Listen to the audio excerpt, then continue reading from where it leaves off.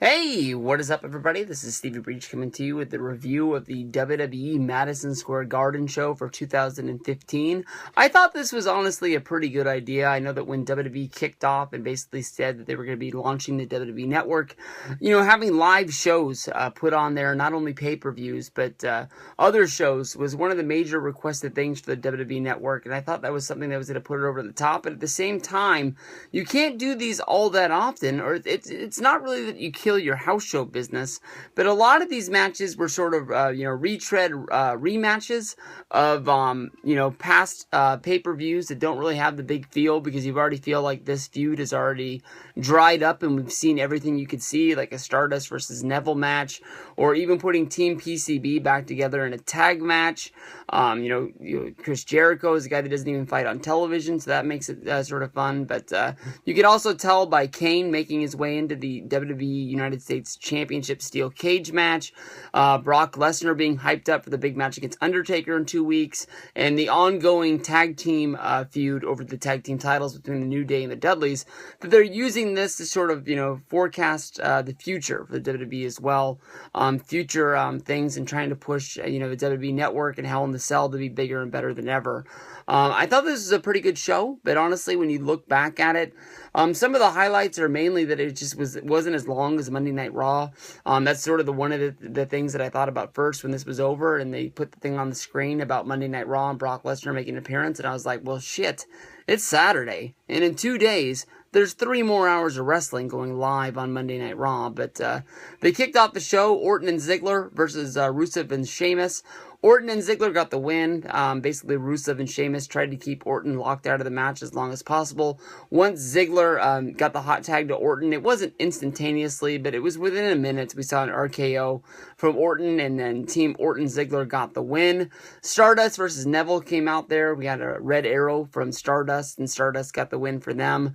Team PCB finally reunited after years and years of making the fans sit there and wait about when we were finally going to see this team back together.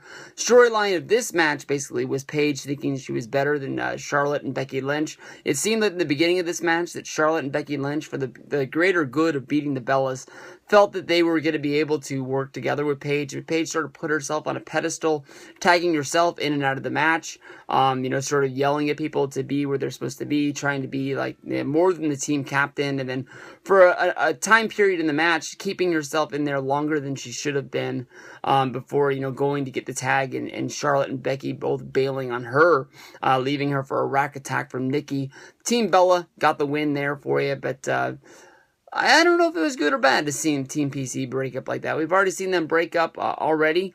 I don't know why we need to see them break up again on this house show, but it's probably the same match they've been working on, the whole loop that they've been doing. For a surprise on the Live from Madison Square Garden show, we saw a return of Chris Jericho, even though we just saw him 2 weeks ago at Night of Champions. He wrestled against Kevin Owens, one hell of a match. Owens with the eye rake is able to get another victory.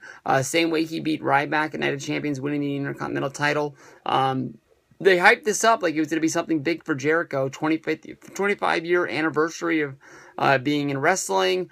If he would have won, it would have been his 10th Intercontinental title reign. But Owens keeps the championship from there. New Day used the DQ to keep their championships in a match against the Dudley Boys.